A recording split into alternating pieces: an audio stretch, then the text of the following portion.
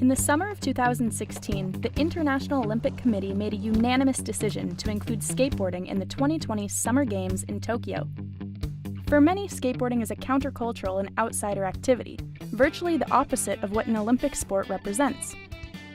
When sports like skateboarding go into the Olympics is a very conformed kind of structured event, you know what I mean? Skateboarding is not structured. This research project, presented as a linear documentary, examines the controversy over skateboarding as an Olympic sport.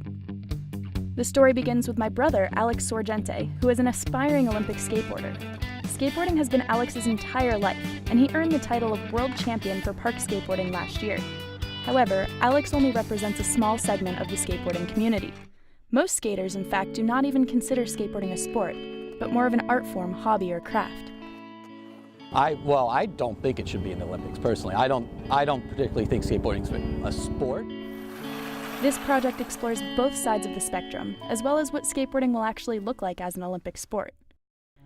For this part of the story, Ryan Clements, who has been involved with the planning for Olympic skateboarding, describes how the selection and competition processes will work. And we're still a couple years out from the Olympics. From what I know and what I've heard, there's going to be two disciplines. It's going to be street and park. Finally, the documentary sheds light on some of the new possibilities for skateboarders as a result of this Olympic decision. More training facilities, coaching opportunities, even the prospect of collegiate skateboarding. Yeah, I'd be sick. I'd go back to college if they had skating.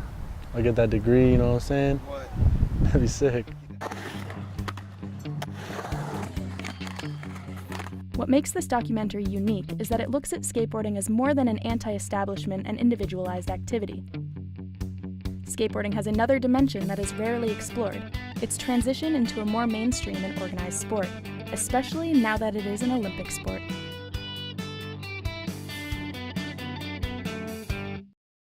Skating and surfing are going to definitely change the game in the Olympics. It's going to be sick to see.